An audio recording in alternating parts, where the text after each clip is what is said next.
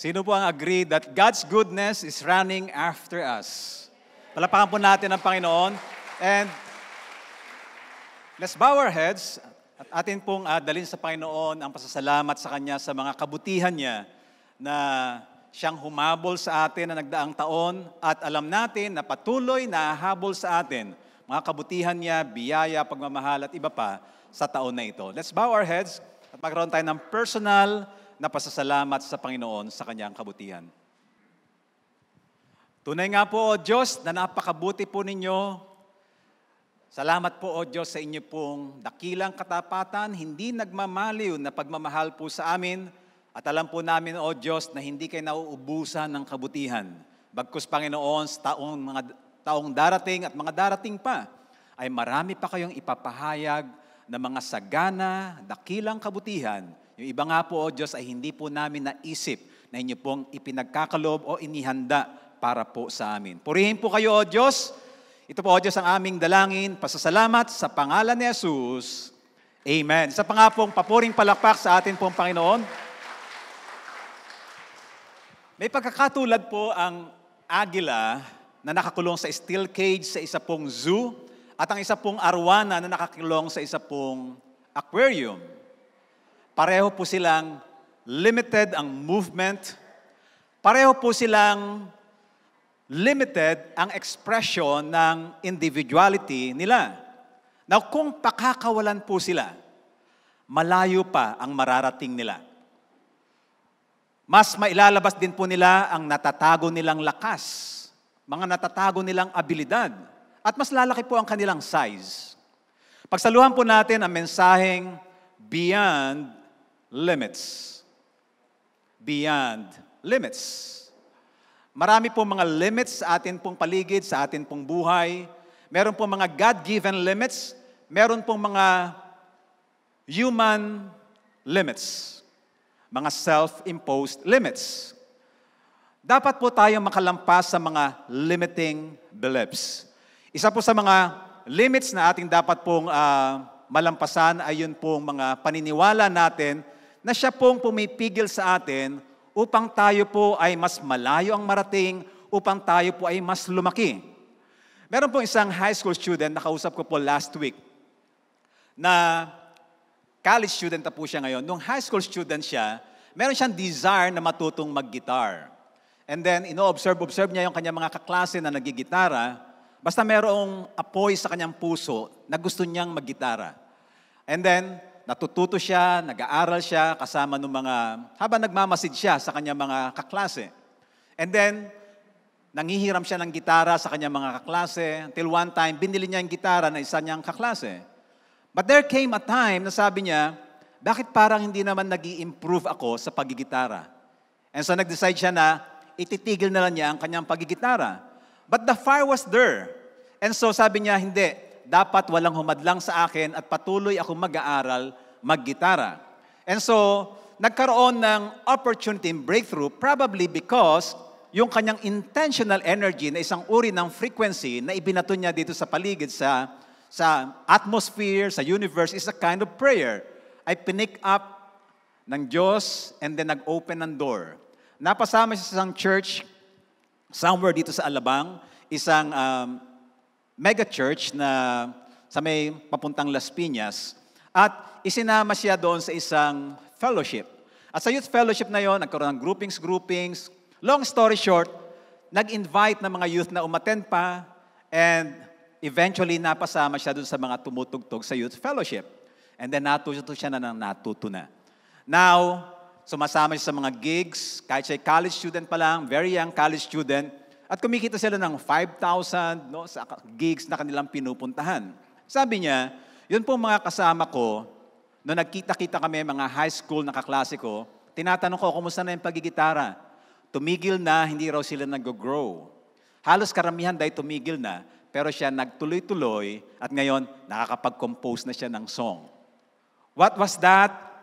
He went beyond limiting beliefs, na hanggang dito lang ako, hindi ko na kaya. Sa totoo lang, pag nag-aaral kayo ng gitara, there will come a time na ang sakit na inyong daliri, kapag itinuloy nyo pa kinabukasan, hindi nyo na mapindot yung mga chords dahil masakit, at pwedeng isang discouraging moment yon, At pwede mag-limit sa'yo, maging belief mo, isang limiting belief, hanggang dito na lang ako. May mga ganyan pong similar sa atin pong buhay. Tumitigil na tayo. Iniisip natin, hanggang dito na lang tayo.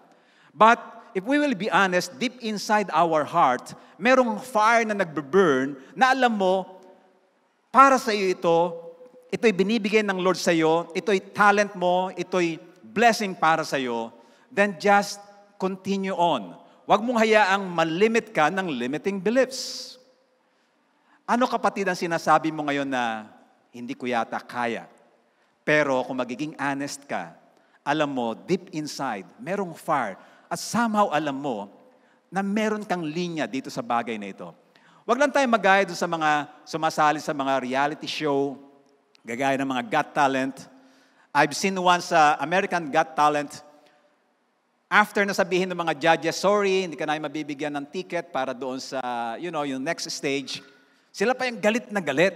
Nasasabihin, nagkamali kayo. Nagkamali ka sa desisyon nyo na hindi ako papuntahin sa next stage. Ang ganda-ganda, ang husay-husay ng talent ko. Yun yung mga tao na, blind doon sa reality, na talaga namang sintonado ang boses, hindi talaga sila para doon. Mahalaga rin na tayo ay nagtatanong. Growing up, merong ibinigay sa akin 3 standards. Ang isang youth leader namin sa May Kawayan, Bulacan. Siya ang aming youth president. That was the term there, youth president. Sabi niya, para malaman mo, Tony, ang kalooban ng Panginoon, 3 silang. C, C, C. Number 1 is Christ's Word. O yung kalooban ng Panginoong Jesus. Number 2 is circumstances. Yung mga nangyayari sa paligid, yung mga elements sa paligid. Malalaman mo naman yung reaction ng mga tao na kapag halimbawa kumanta ka, o kaya nag-business ka, nagturo ka, nag-lead ka, merong mga naririnig kang affirmation. No? Ang ganda ng ginawa mo, na-bless ako, part yun ng circumstances. O kaya may bumubukas na pintuan, tapos wala talagang magte-take charge, ikaw ang magiging leader, kailangan mo talagang mag-rise up. Circumstances. Number 3 is counsel. Counsel na mga tao na mature sa'yo. So mahalaga, nagtatanong din tayo sa mga tao na matured mag-isip, wise, may experience, ano po sa palagay nyo? O ano kaya sa palagay mo? And then pag samasamahin mo yung 3 yan, Christ's Word, counsel, circumstances, basically will figure out kung ano talaga yung iyong magiging linya. And then go on doon. Huwag mong hayaang mapigil ka ng mga limiting beliefs. Philippians chapter 4 verse 13, I can do all things through Christ who strengthens me. Magagawa ko ang lahat ng bagay dahil kay Jesus na nagpapalakas sa akin. Maganda lagi nating alalahanin po iyan. Kapag tayo halimbawa ay nawawalan ng loob, parang nawawalan tayo ng confidence, pero alam mo na pwede naman talaga mangyari, so just go on. No? Just go on with the strength that Jesus gives us. Magandang life verse actually ang Philippians 4:13. Kung wala pa kayong mga life verses o kung meron na, idagdag niyo po ito. No? Kabisaduhin natin and then anytime nakakailanganin natin, pwede siyang, i-remind sa atin ng Lord, pwedeng bunutin ng banal na espiritu. Mahalaga kasi na may nabubunot ang banal na espiritu from our subconscious mind and then at the moment na kailangan natin, i-remind niya tayo. And this is one beautiful verse to be reminded about. I can do all things through Christ who strengthens me. Magagawa ko ang lahat ng bagay dahil kay Jesus na nagpapalakas sa akin. And so, you can go beyond your limiting beliefs. Or even yung limiting beliefs ng ibang tao. Ibang tao kasi sabihin, hindi mo kaya yan eh. Hanggang dito ka lang. Alam mo, sa pamilya natin, talagang hanggang dito lang tayo. Alam mo, sa lahi natin, hanggang dito lang tayo. Huwag ka nang mag-asampa. O kaya, huwag mo nang piliting yakapin pa yung pader na para kang buti, hindi mo kayang yakapin. I heard that personally. Pero hindi totoo yung limiting belief na yon. Yung taong sinabihan noon, actually, nakalampas dun sa limiting belief na ini-impose nung tao na yon. Sino ang mga tao sa paligid mo na nag-i-impose ng limiting belief? Na sinasabi, hindi mo mararating yan, hindi bagay sa'yo yan, hindi pwede sa'yo yan. Pero alam mo, pwede. Gusto ng Lord. Alam mo maganda, kalooban ng Lord. Alam mo na meron kang skills, talent na binigay ng Lord. Alam mo, magbibigay ang Lord ng mga tao na tutulong sa'yo. Go beyond the limiting beliefs. Another na limit na kailangan we go beyond ay limited identity. Kanina limiting beliefs, mga paniniwala. Ito naman ay identity. Yung limited identity. At napakaraming tao, kung hindi man lahat, ay may limited identity. Si Adolf Hitler, isa sa classic example ng tao na may limited identity. Ang identity niya, ina-identify niya ang sarili niya at yung mga taong malapit sa kanya, marahil mga kamag-anak, maging yung kanya mga military officers sa isang uri ng lahi na ang tawag ay Aryan race. At ang Aryan race ay halos legend na. Pero gusto nilang ibalik yung Aryan race, ito daw yung pinakamagandang lahi. At yung mga inferior races, mga mababang lahi, dapat mawala sa mundo. So yung Aryan race.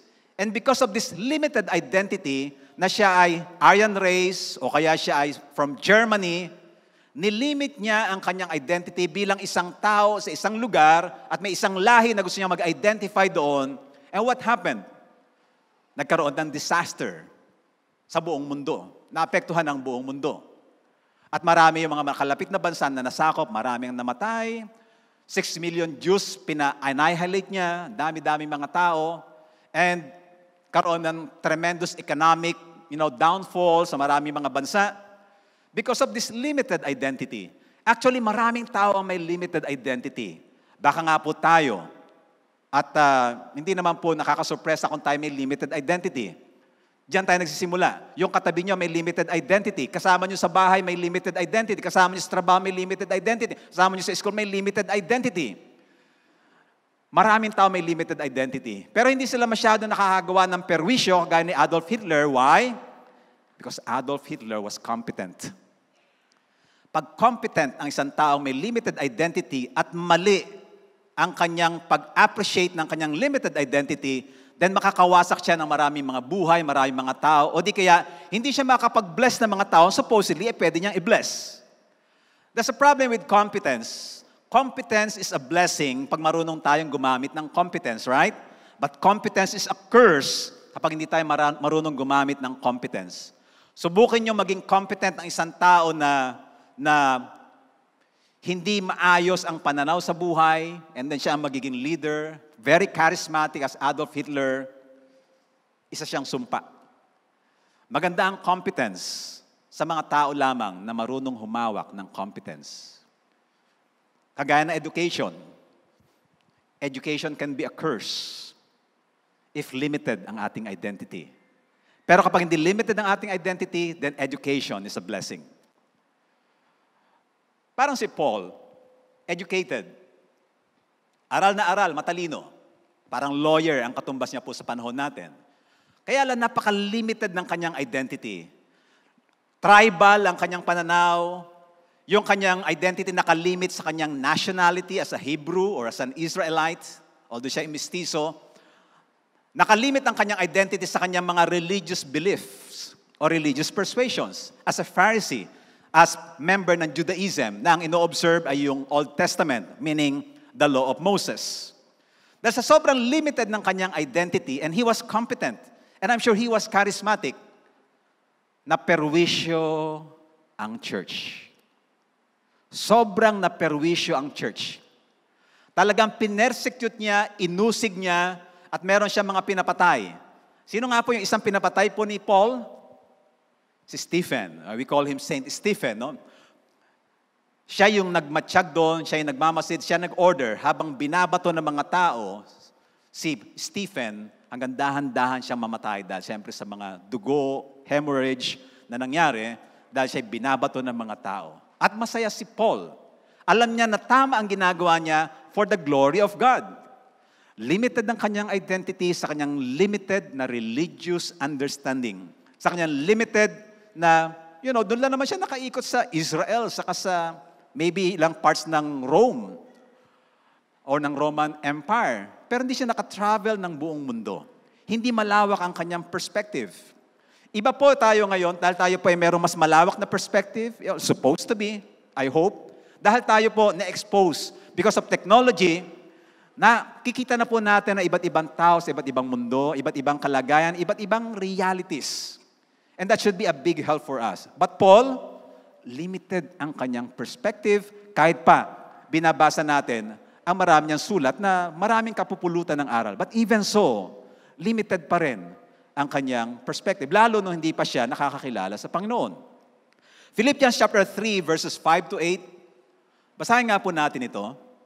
I was circumcised when I was 8 days old. I am a pure-blooded citizen of Israel, see, and a member of the tribe of Benjamin. Tribal na pananaw, and then,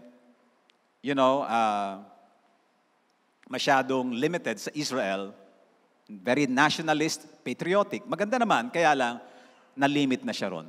A real Hebrew, if there ever was one. I was a member of the Pharisees. So yan, yung religious group na po yan. Who demand the strictest obedience to the Jewish law, meaning the law of Moses or the Old Testament as we know it. Or part of the Old Testament, no, yung first 5 books.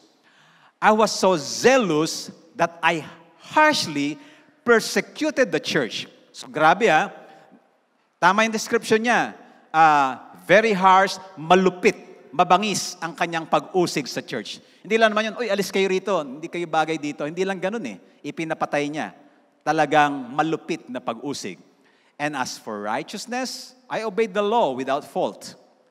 Verse 7, I once thought these things were valuable, but now I consider them worthless because of what Christ has done. Salamat na lang sa Panginoon.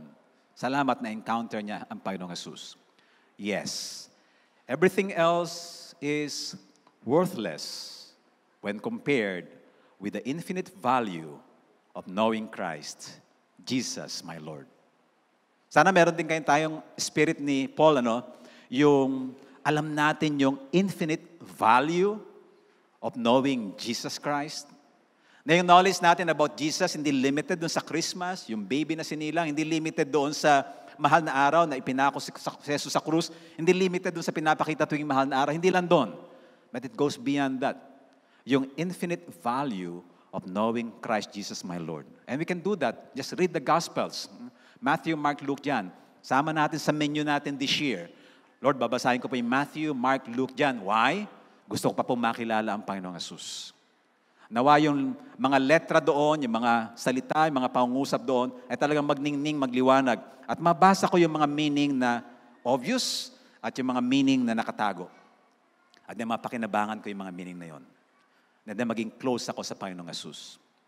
Ito natin si Paul, ang kanyang identity nakalimit sa kanyang tribe, pwede natin sabihin sa kanyang family as Benjamin, nakalimit sa kanyang nationality, nakalimit sa kanyang religious association, religious belief.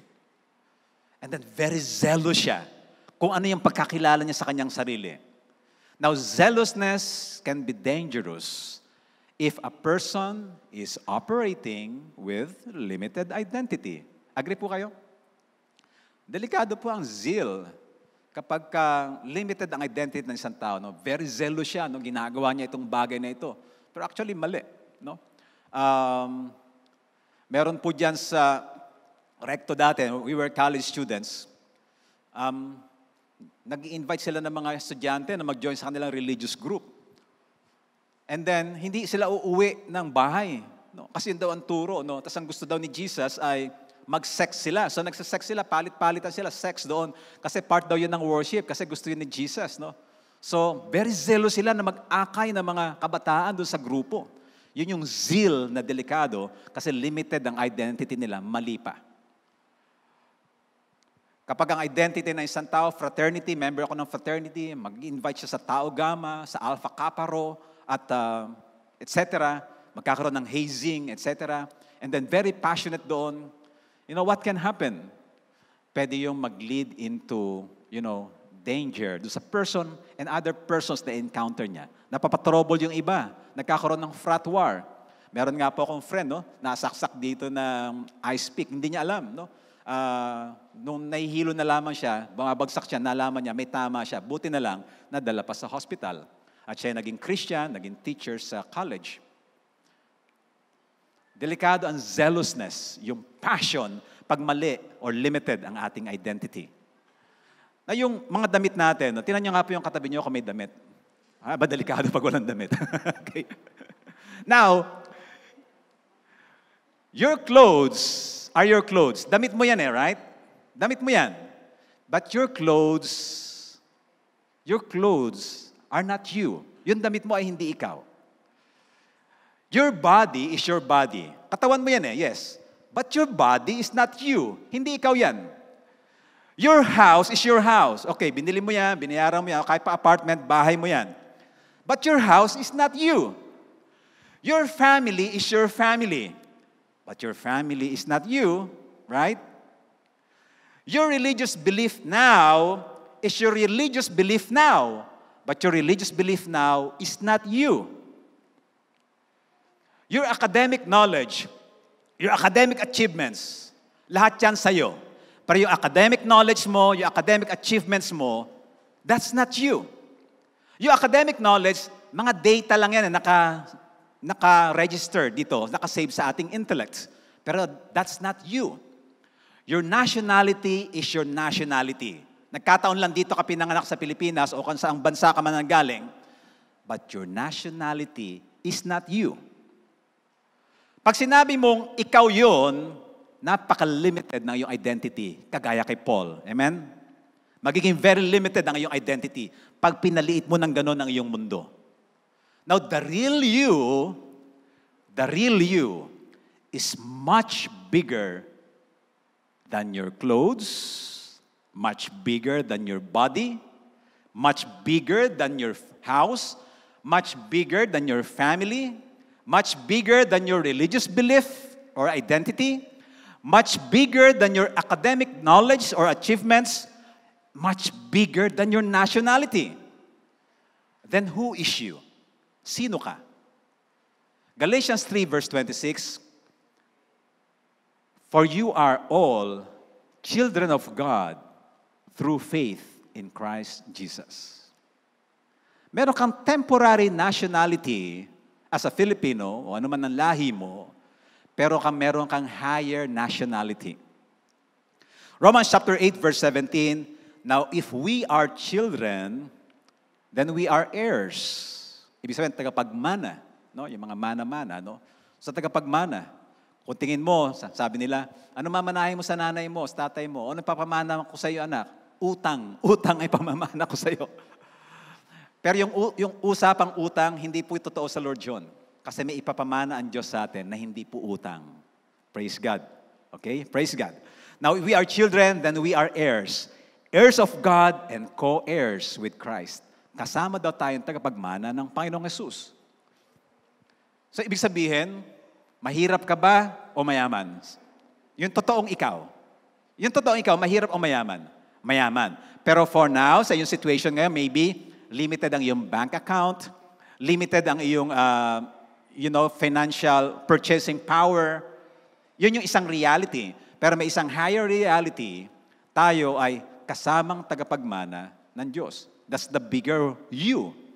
Philippians chapter 3 verse 20 to 21. So, Filipino citizen ka ba? Tingnan natin isa pa natin citizenship. Basahin po natin sabay-sabay. But we are citizens of heaven. Sigaw nga po natin, we are citizens of heaven, where the Lord Jesus Christ lives. And that's big deal. Big deal po yun. Ang dami ko po nakita mga taong proud habang kanila pong kinakanta po yung American anthem, no? Kasi sila American citizen na, no? Then i-renounce nila yung kanilang previous citizenship. May mga Filipinos gano'n, i-renounce yung previous citizenship. At marami, no, hindi man lahat, ay proud na maging American citizen sila. Probably because ang Amerika, isa sa kinilala na pinakamalaking economy, no, ng mundo. Well, I don't know kung totoo pa rin siya ngayon. And so, nakaka-proud na maging American citizen. Then therefore, kung naiintindihan natin yung feeling na yon, na nakaka-proud maging American citizen sa mga naging American citizen, hindi ba mas nakaka-proud na maging citizen of heaven? Na tayo po ay mamayan po ng langit. Hindi lang tayo mamayan ng lupa pong ito. 2 Corinthians chapter 5 verse 20, Therefore, we are ambassadors for Christ. God making His appeal through us. Dahil may kaguluhan sa mundo, may mga kailangan kang ayusin, meron kang relationship dapat, no? Even international relations. Kapatid, part ka nun. May kilala tayong ambassador halimbawa sa Japan, ambassador sa Middle East, ambassador sa Amerika. Pero tayo, wala tayong political title, pero meron tayong spiritual title sa mata ng Diyos, ambassador ka rin, kapatid. At syempre, ambassador siya yung isa dapat na channel ng maayos na relationship, ng peace, and then para sa exchange of culture. So ikaw din yun. Ikaw ay channel ng peace, ng maayos na relationship, lalo yung relationship sa Panginoon, dadali natin ng mga tao doon, and para exchange of culture. Kung ang culture nila rito ay puro yung worldly culture lang, ipapakita natin yung heavenly culture. You are also an ambassador. Sabihin mo nga sa kapatid mo, kapatid, ambassador ka rin. Now, I hope by this time, after reading many verses, mas lumalaki ang ating identity pagkaunawa natin na, oo nga no, hindi lang ako yung Tony na maliit, na nandito sa isang maliit na pamilya, sa isang maliit na bansa, sa gaytong paniniwala, sa gaytong religious group. Mas malaki pa ako kaysa sa religious label namin na evangelical, born again, Christian, day by day. Higit pang mas malaki. Dahil ang Diyos na siyang aking Ama, ay over and above any religious label, right? Walang religious label ang Diyos. He is over and above. Beyond any dogma, beyond any religious belief, beyond any theology. Matthew 5:13-14, sinabi ni Jesus sa mga alagad, ano daw po? Kayo ang asin ng sangkatauhan. Tingnan nyo nga po yung katabi nyo kung asin siya ng sangkatauhan. Pwede bang lasahan natin kung maalat? Medyo lasang pawis po. Kayo ang ilaw ng sanlibutan. Gayon din naman, dapat ninyong paliwanagin ang inyong ilaw sa harap ng mga tao upang makita nila ang inyong mabubuting gawa. At ano po magiging bunga? Sabay-sabay po. Papurihan ang inyong Ama na nasa langit. Part po yan ng work ng ambassador. Na kapag na-introduce natin na maayos sa magitan ng ating liwanag, di ba? Siyempre matutuwa. Di ba nakakita kayo ng mga cultural exchanges? Halimbawa, ang day-by-day kaloob. Pagka nagpe-perform siya sa Russia, sa Greece, halimbawa sa Dubai, I think sa, Malaysia, at iba't iba pang mga Egypt, at iba't iba pang lugar. Di ba, normally sinasamahan ng ambassador. So yung ambassador, ikipag-negotiate ka doon, kadadaan ka doon. And then masaya sila. And then yung mga tao halimbawa doon, halimbawa yung mga Greeks o kaya yung mga Middle Easterners o mga Asians, tuwan-tuwa sila na makita nila yung culture through dance, no? At yung mga paliwanag. And so in the same manner, pag na-introduce natin yung heavenly culture, the blessings na meron ng Lord, di ba matutuwa yung mga tao na sa paligid po natin, whether sa Philippines o sa ibang bansa? Because as ambassador, nagliwanag po tayo, na-introduce natin yung culture and they are happy. Especially pag in-embrace nila yung heavenly culture. Na yung family identity natin dapat should be beyond the limits of biological identity. Sana this day forward and this year forward, wag lang nakafocus yung ating attention sa ating family. But yes, a great percentage dapat para sa ating family, pinagkatiwala ng Diyos yan eh. But dapat merong percentage ng ating energy, ng ating resources, ng ating buhay, ng ating time, may recognition tayo na isang larger family. Isang larger family, kasi tayo po ay children of God. Daddy mo ang Diyos. Dahil daddy mo ang Diyos, marami siyang mga anak, marami tayong magkakapatid. Sinabi na ni Jesus yun eh, pagka tayo po'y namatay, stop na po yung ating po mga family relationship. Wala ka ng asawa sa kabilang buhay, wala kang anak, wala kang magulang, wala kang kadugo. Why? Kasi yung dugo mo, wala na doon. Nasaan yung dugo? Nandun na sa Manila Memorial Park, nandiyan na sa may cemetery sa soldiers. Pati DNA mo, pati libido mo, yung reproductive system mo, yung libido, yung libog natin, no, para magkaroon tayo ng attraction sa opposite gender. Yung iba nga, same gender ang kanilang libog or libido. Wala na rin po lahat yun. Why? Ike-cremate, susunugin, or maabo. DNA, genes, everything. Wala ka rin dugo. Wala ka ng kadugo sa kabilang buhay. Very temporary po yung ating identity, ng ating family identity. And so you should go beyond that. Practice it now habang nandito po tayo. And there's a way. We will go to that later. Yung circle of influence natin, dapat hindi lang limited sa small circle. Ito na lang lagi. Monday, ito ang kasama mo. Si Juan, si Pedro, si Maria, sino pa, whatever. And then Tuesday, sila na naman kasama mo. Wednesday, silang kasama mo. O magbabago ng konti ng Tuesday ng Wednesday. But same people na lamang lagi. For the past 10 years. Dapat mas lumaki ang ating circle. Dapat mas lumaki ang ating world. Kasi, yun ka. That's the real you. Ang nagpapaliit lang ng mundo natin ay tayo. At yung ating limiting beliefs. Go beyond the limits of your limiting beliefs. And go beyond the limits of your limited identity. Now, in a sense, you own the world with Jesus. I'd like us na damahin natin to sa ating spirit. Hindi man natin to ma-realize na parang, physically, financially, or parang politically speaking, but spiritually speaking, alam natin na totoo po ito. In a sense, pag-aari natin tong buong daigdig na ito with Jesus. Di ba binasa natin yung verse kanina? We are co-heirs, kasamang tagapagmana ni Jesus, right?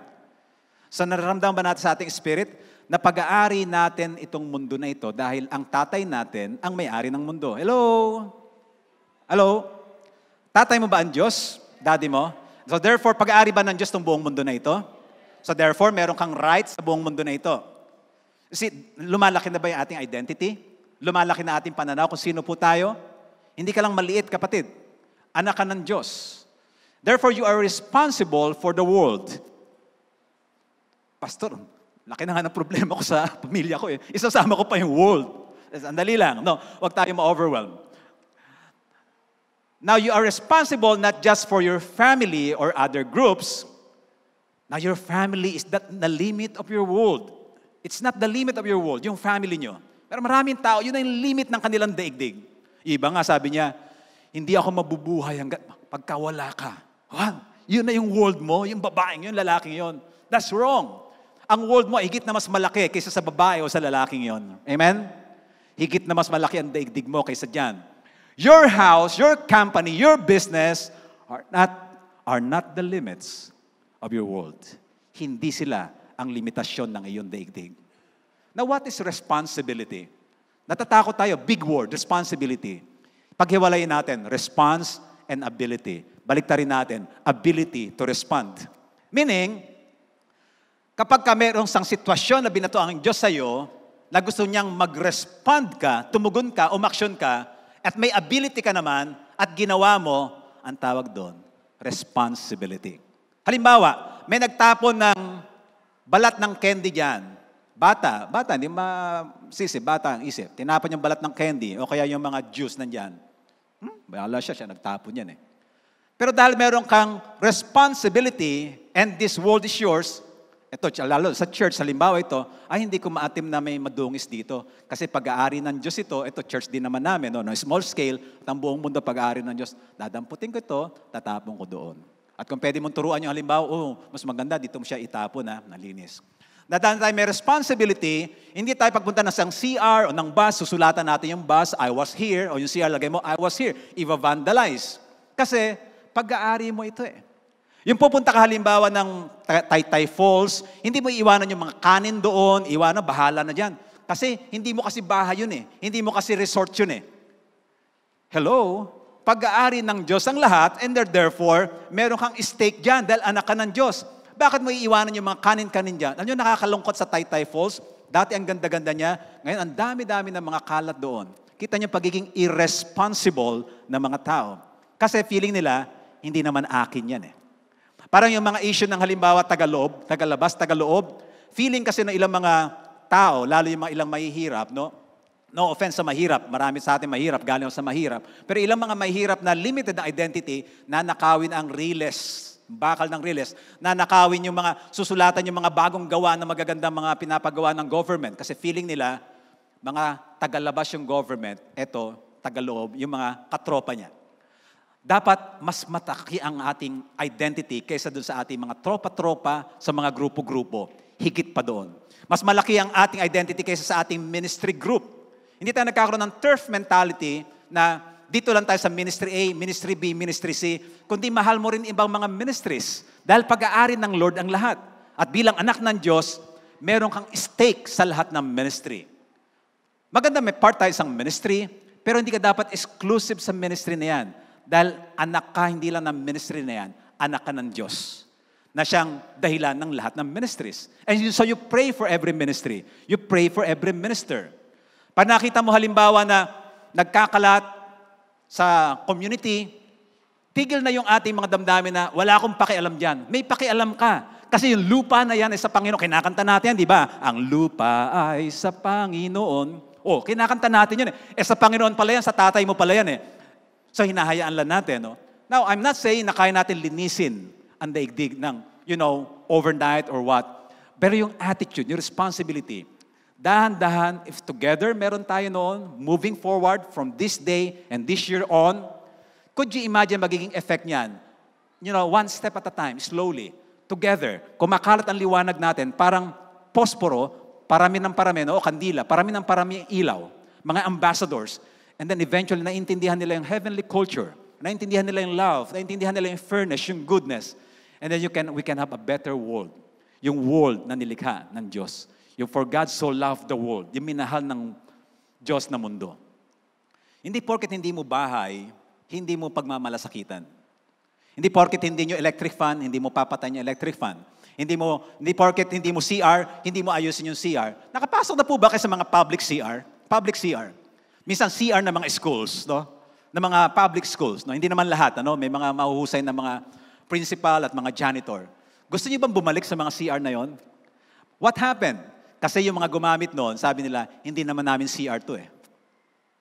But when you know that the world is your daddy's, is your father's world, at anak ka ng Diyos, then meron kang responsibility. Magre-respond ka, meron kang ability, respond, ability is responsibility. Maraming ibinabato sa atin ng Diyos sa sitwasyon. Minsan nagpapatay, mali siya lang tayo.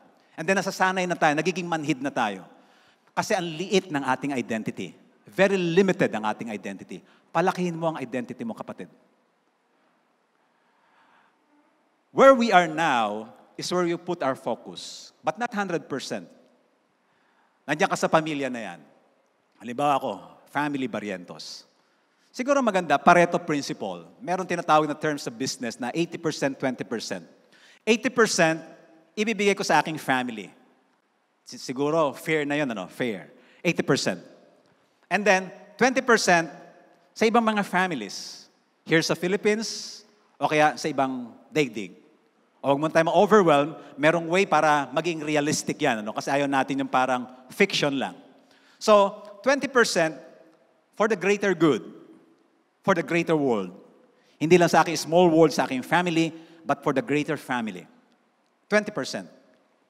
Now, we cannot go beyond God-given limits. But surely, we can go beyond our self-imposed limits. Yung agree, say amen. Right? Hindi natin pwedeng lampasan yung mga limits na binigay ng Lord. Limbawa, hanggang dito lang yung buhay mo, hindi natin pwedeng lampasan yan. Yung talents na binigay sa atin ng Lord, hindi natin pwedeng lampasan yan. No? Yung, ganon. Pero yung mga hindi nagbibigay ng limits ng Lord, pero self-imposed lang natin, pwede natin lampasan yon. Kaya nga, di ba, merong mga program, mga seminars, ang tawag nila limitless. Ang ibig lang talaga nilang sabihin is, dapat malampasan mo yung limits mo. Ang daming possibilities. Kaya lang nilimitahan mo na sarili mo, hindi ka nagiging limitless. Kasi, because of your self-imposed limits. So, go beyond our limiting beliefs. Marami yan. So, ask God to put the spotlight sa mga limiting beliefs. Lord, tutok niyo po yung spotlight kung saan ako may limiting beliefs. Kailangan ko po kayo. Kasi pag hindi niyo po tinutok ang spotlight, hindi ko po yun makikita. So pag-pray mo, Panginoon, ano po yung mga paniniwala ko sa ngayon na naglilimita sa aking pagkatao, naglilimita sa aking pagkilos, naglilimita sa mga resulta sa aking buhay. Panginoon, ano po yung mga limiting beliefs na hindi nanggaling po sa inyo? Naipasa lang po sa akin and then tinanggap ko naman ng buong puso. O ako lang ang nagbuo ng limiting beliefs na ito? And then next, pag-pray natin sa Lord, Lord, tulungan niyo po ako na i-correct ko po ang limiting beliefs na ito para mas maging malaya ako na kagaya ng isang agila na nakawala sa hawla, na malaya akong gumalaw ayon sa maximum potential na ibinigay ninyo sa akin, kagaya ng arwana na pakakawalan mo sa malawak na dagat. Di ba yung mga arwana, ang liit, hindi siya lalaki masyado kapag limited ang place niya. Yung meron pong isang halaman na nilalagay sa room, patusok-tusok po siya na ganon. Ano siya, air purifier. Pag maliit ang paso na pagtataniman mo, maliliit lang po ang tubo niya. Pero pag nilagay mo siya sa mas malalaking paso, lumalaki po siya, tumataas at saka tumataba. Baka kailangan lang din pangyari po sa atin yon. Akala mo, payat ka, maliit ka lang. Figuratively speaking, pero actually, mas malaki ka pa pala dyan, mas mataas ka pa. Kaya lang, ang liit kasi ng ginagalawan mo. Ang liit kasi ng paso mo. Then, after praying for that, also, go beyond our limited identity. Sabihin natin sa Diyos, Panginoon, nalilimitahan ko na po ba ang mundo ko sa isang maliit na grupo? Dito lang ako sa aking family, dito lang ako sa aking company, dito lang ako sa aking ministry, dito lang ako sa aking barkada. Nalilimitahan ko na po ba masyado ang aking mundo? Lord, paano ko po may apply na 80% ang focus ko po ay sa family ko, sa church ko, and 20% ng energy ko ay maibahagi ko sa mas malawak na mundo? I encourage you mga kapatid, simulan po muna natin sa regular na panalangin. That's the best way to start. That's the best action na pwede natin gawin. Start in prayer. Araw-araw, or day by day, sama pa talaga sa plug ang day by day. Araw-araw or day by day, mag-pray ka sa isang grupo ng tao or per concern. Halimbawa ito, naglista po ako. Halimbawa, Monday, pag-pray mo mga relatives, close relatives or distant relatives. Lord, dalayan ko po si Lolo, si Tita, si Tito, si Pinsan ganito, si second cousin, yung po nasa abroad, etc. Ganyan. Ito po mga ka-close, hindi ka-close. Hindi po lahat nagpe-pray ng ganyan, right? Sa mga kamag-anak. Ba't din na sila pag-pray? Pray natin mapalapit sa Panginoon. Pray natin na, mangyari sa kanila yung best plan ng Lord. No? Yung coming from the heart talaga, yung pag-pray natin. Then next day, pag-pray natin yung mga kapitbahay natin, immediate community. Lord, ako po ginagawa ko, tinataas ko yung kamay ko. Lord, dalayan ko po yung liwanag po ninyo, sumaboy sa aming kapitbahay, from here hanggang sa may dulo sa kanto at dito. Yung liwanag niyo po ay sumaboy. Well, do you think may power yung energy na yon? No, everything is energy here, sabi nga ni Albert Einstein. No? Energy cannot be created nor destroyed. It can only be transformed from one form to another. So ang tanong lang, anong form ang pinupuntahan ng energy? Worse or better? So gagawin natin siyang better. Lord, ibabasa mo yung energy na yun, that's a prayer. Lord, hayaan niyo po. And I'm sure merong wave na bumabiyahe doon, patungo doon sa tahanan na yon, kung may kadiliman doon, kahit paano tinatamaan ng liwanag at naglilikha ng mga circumstances, bubuo ng mga sitwasyon. Meron pong effect yon. Minsan siguro, feeling natin walang effect. Meron yon. Believe. Sabi nga ni Jesus, there's power in faith. Then pag-pray mo susunod, halimbawa yung mga government institutions, no? Halimbawa, SSS, GSIS, government, Malacanang, whatever, na dinadala sa... Mararamdaman mo naman yan, ibabato naman ng Lord eh. No? Tapos, magre-respond ka, may ability ka, responsibility. Lord, ba't bila ko naalala halimbawa ang Department of Tourism, o kaya ang Philippine Airlines, whatever. No? So pag-pray natin, yung mga tao doon, why? Because the Lord owns the earth. Pag-aari ng Lord, pati lahat ng mga creatures. Di ba lumalaki ng identity natin? Na-feel niyo po ba lumalaki ng identity natin? No? From maliit, lumalaki na. Pag-pray natin immediate community, no? Pray natin na, Lord, sana meron naman magandang mangyari sa community namin. No? Malay mo, no? May tatayo mga tao, itatayo ang Lord para magkaroon ng mas maayos na program. Pray natin yung mga religious groups and people, Christian churches, groups, and even non-Christian churches. No? Ako, I also pray for Buddhist people, Muslims, pray for Hindu, other people na pwedeng ipag-pray. Pray natin mga Christians, syempre, una-una mga Christians. Wag lang day by day pag-pray natin, pag-pray din natin ibang churches. Kasi pag-aari ng Lord naman lahat po yan. I-schedule lang natin. Then, another day, pray natin yung mga insurgent groups. Lord, pray ko po yung mga Abu Sayyaf, NPA, yung mga ISIS, etc., mga ganyan. Sana po yung mga leaders nila mahasikan ng liwanag at pagmamahal at magawang silang malimitahan ng kanilang identity. ng kanilang ideology. Sana makalaya sila. May tao kayong dalhin doon para magbigay ng liwanag o may mangyaring circumstance sa buhay nila para ma-open ang kanilang heart. We can pray that. Pag-pray natin yung mga divergent groups, iba silang mag-isip. Pag-pray natin yung mga terrorists, mga syndicates. Pag-pray natin mga tao, tao rin yan na may mga issues lang sa buhay, kagaya ng mga addicts. No? Kanya-kanya mga issues. Pag-pray natin ng liwanag ng Lord, may iba turon. Pag-pray natin yung mga mayayaman, mga billionaires, at yung mga mahihirap, yung mga na-slums, and every kind of person sa social strata na yon in between. Then pag-pray natin yung mga city people, rural folks, yung mga tribal people. Pag-pray natin halimbawa yung mga Igorot, yung mga nasa mga Mindanao, nasa kunumang tribal people sa Luzon. We can pray kung ano yung binibigay sa atin ng Lord. Minsan siguro habang nagbabasa ka, nanonood ka ng vlog, meron nagpakita halimbawa ng mga itas. Then nahipo ang puso mo. Pwede ka naman mag-respond. May ability ka. Lord, salamat po, nilikha niyo sila. Kapwa ko sila tao, nilikha niyo, mahal niyo po. I pray na mas mangyari sa kanila yung kalooban po ninyo. Simula mo na kasi ganun simpleng prayer lang. Hindi na kailangan, masyadong complicated. Yung mga iba't ibang bansa, sa iba't ibang continent, sa Asia, sa America, sa Africa, sa America, South and North America, Antarctica, wala naman tao doon. Sa Europe. So pag-pray natin, paminsan-minsan, I pick some countries. Lord, I pray for Putin. So sana, huwag siya nandun sa limited identity niya, siya ay Russian. Makita niya identity na siya ay nilikha ng Diyos para sa buong mundo, hindi para lang sa Russia. Things like that. Si Xi Jinping, Lord, sana po yung kanilang Politburo, yung grupo nila, hindi sila yung para lang sa bansa na yan. Sana matapos na yung time na kanya-kanya ang mga bansa-bansa, pasiklaban, kundi magkaroon ng tulungan. Environment. Pray natin environment, no? Mga puno, mga halaman, etc. World economy. Lord, sana mag-improve po ang economy.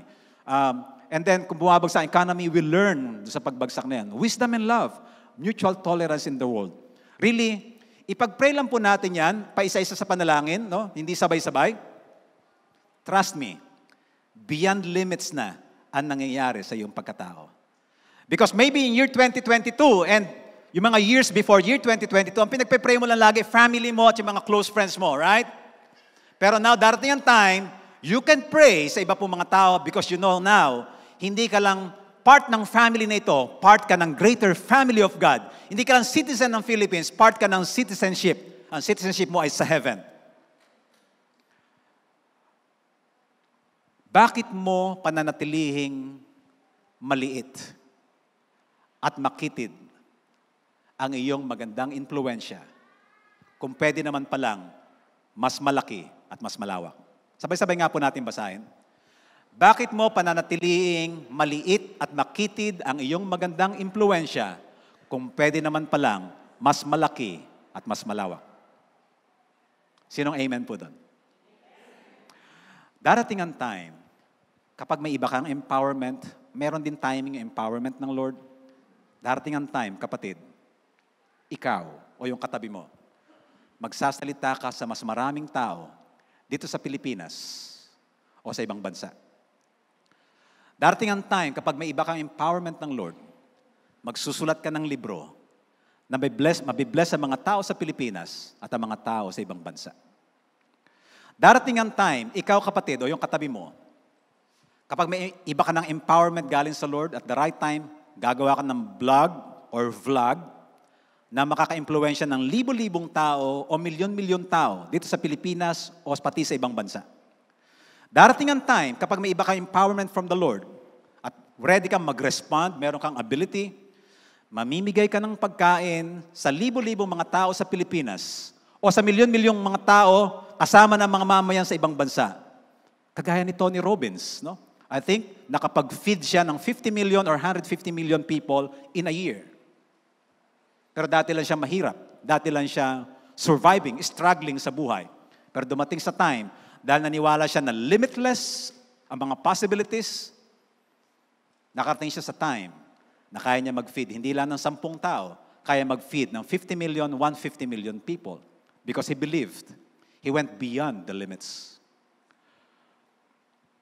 Darating ang time, kapag may iba kang empowerment sa Lord, kagaya ni John Paul de Horia, gagawa ka ng foundations na nag-empower sa mga tao para magkaroon sila ng livelihood o papatayo ka ng mga bahay para patirahin ang ilang mga tao doon. Now, hindi mo kaya magpatira sa isang tao dahil sa apartment ka lang nakatira o siguro makikisunog. Pero magpapagawa ng bahay, why not? Kung halimbawa yan ay nagre-resonate sa'yo. Mararamdaman mo naman yan. Christ word, circumstances, counsel. To know kung ano yung kalooban ng Panginoon. Now, yung dating 20% na focus mo para sa greater good, hindi ako magtataka na magiging 50% na yan. 50% sa family, and then 50% for the greater good. Pwedeng mangyari?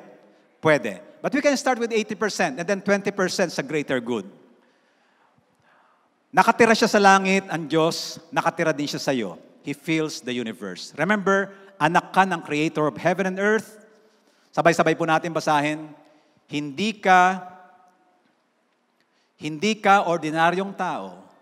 Extraordinaryong tao ka dahil sa Panginoong Hesus. Go beyond your self-imposed limits. Go beyond your limiting beliefs. Go beyond your limited identity. Pakisabi nyo nga po sa katabi nyo ito. Itong binasa po natin. Sige po. Hindi ka ordinaryong tao. Extraordinaryong tao ka dahil sa Panginoong Hesus. Go beyond your self-imposed limits. Go beyond your limiting beliefs. Go beyond your limited identity. Nawa po, buhat sa araw na ito, iyan ang ating iniisip, isinasa puso, isinasagawa. A blessed, marvelous, exciting New Year po sa atin pong lahat. Tayo pong lahat ay yumuko minsan pa at tayo po'y dadako sa pagganap ng banal na hapunan. Bilang tulay sa pagpunta sa pagganap ng gawain ng banal na hapunan, karoon po tayo ng tugon sa mensaheng ating natanggap ngayon at tayo po'y maghatid sa Panginoon ng isa pong personal na panalangin.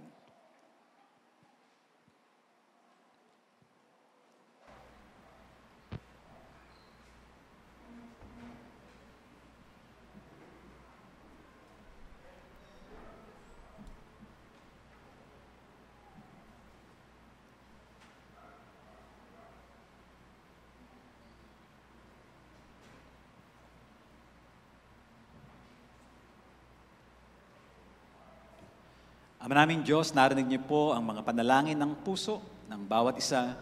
Salamat po, O Diyos. Tunay nga po na no eye has seen, no ear has heard what you have in store for your people. Na marami pa kami hindi naisip na pwede pong mangyari sa buhay po namin, O Diyos. Salamat po, Panginoon, sa aming pag-journey ng another year and many more years sa buhay po namin. Salamat po, O Diyos, kasama po namin kayo and we can go beyond our limits.